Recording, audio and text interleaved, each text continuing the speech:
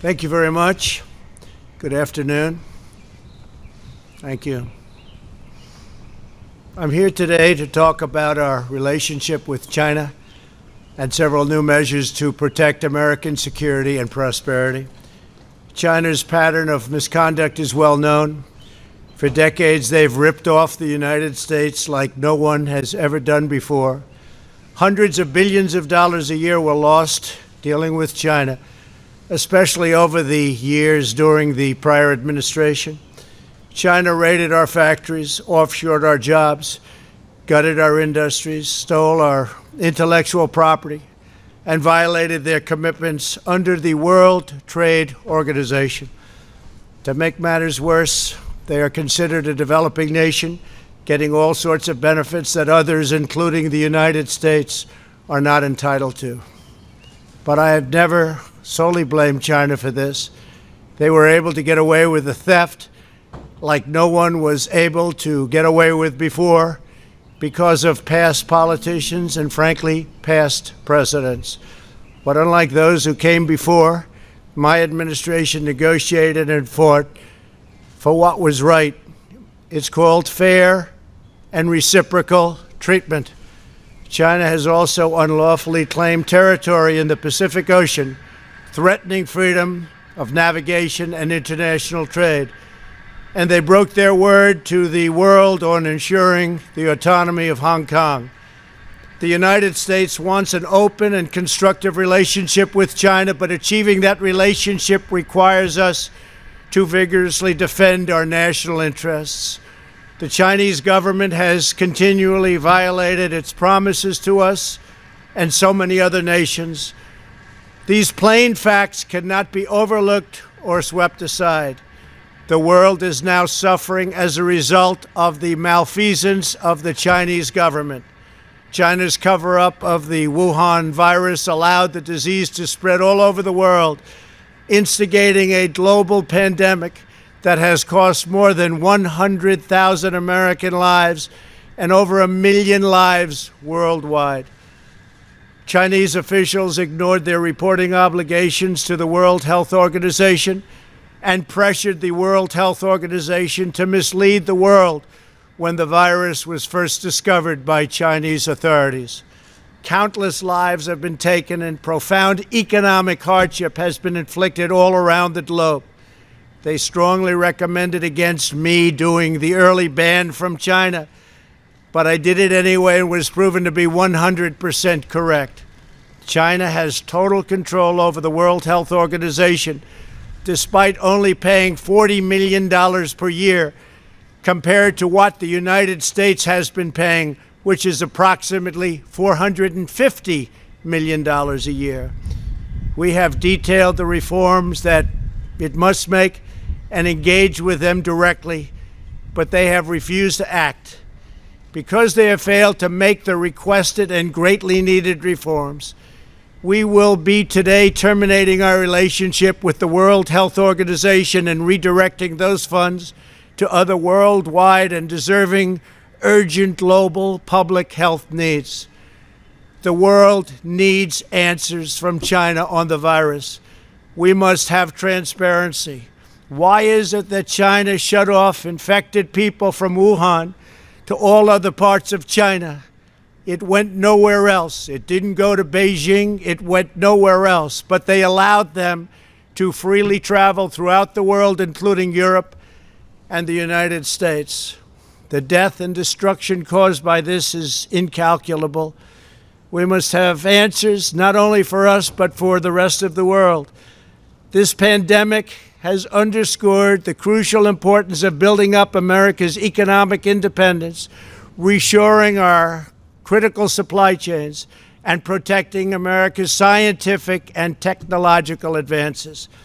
For years, the government of China has conducted illicit espionage to steal our industrial secrets, of which there are many. Today, I will issue a proclamation to better secure our nation's vital university research and to suspend the entry of certain foreign nationals from China who we have identified as potential security risks. I am also taking action to protect the integrity of America's financial system, by far the best in the world. I am instructing my Presidential Working Group on Financial Markets to study the differing practices of Chinese companies listed on the U.S. financial markets with the goal of protecting American investors. Investment firms should not be subjecting their clients to the hidden and undue risks associated with financing Chinese companies that do not play by the same rules. Americans are entitled to fairness and transparency. Several of the most significant actions we're taking pertain to deeply troubling situations unfolding in Hong Kong. This week, China unilaterally imposed control over Hong Kong security. This was a plain violation of Beijing's treaty obligations with the United Kingdom in the Declaration of 1984 and explicit provisions of Hong Kong's Basic Law. It has 27 years to go. The Chinese government's move against Hong Kong is the latest in a series of measures that are diminishing the city's long-standing and very proud status. This is a tragedy for the people of Hong Kong, the people of China, and indeed the people of the world.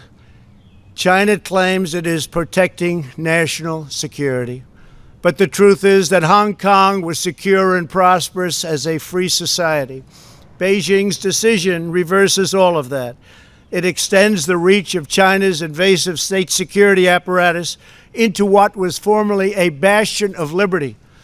China's latest incursion, along with other recent developments that degraded the territory's freedoms, makes clear that Hong Kong is no longer sufficiently autonomous to warrant the special treatment that we have afforded the territory since the handover. China has replaced its promised formula of one country, two systems with one country, one system. Therefore, I am directing my administration to begin the process of eliminating policy exemptions that give Hong Kong different and special treatment. My announcement today will affect the full range of agreements we have with Hong Kong, from our extradition treaty to our export controls on dual-use technologies and more, with few exceptions. We will be revising the State Department's travel advisory for Hong Kong to reflect the increased danger of surveillance and punishment by the Chinese state security apparatus. We will take action to revoke Hong Kong's preferential treatment as a separate customs and travel territory from the rest of China. The United States will also take necessary steps to sanction PRC and Hong Kong officials directly or indirectly involved in eroding Hong Kong's autonomy and just, if you take a look, absolutely smothering Hong Kong's freedom. Our actions will be strong. Our actions will be meaningful. More than 2 decades ago, on a rainy night in 1997, British soldiers lowered the Union flag and Chinese soldiers raised the Chinese flag in Hong Kong. The people of Hong Kong felt simultaneously proud of their Chinese heritage and their unique Hong Kong identity. The people of Hong Kong hoped that in the years and decades to come, China would increasingly come to resemble its most radiant and dynamic city. The rest of the world was electrified by a sense of optimism that Hong Kong was a glimpse into China's future, not that Hong Kong would grow into a reflection of China's past. In every decision, I will continue to proudly defend and protect the workers, families, and citizens of the United States of America. Thank you very much. Thank you.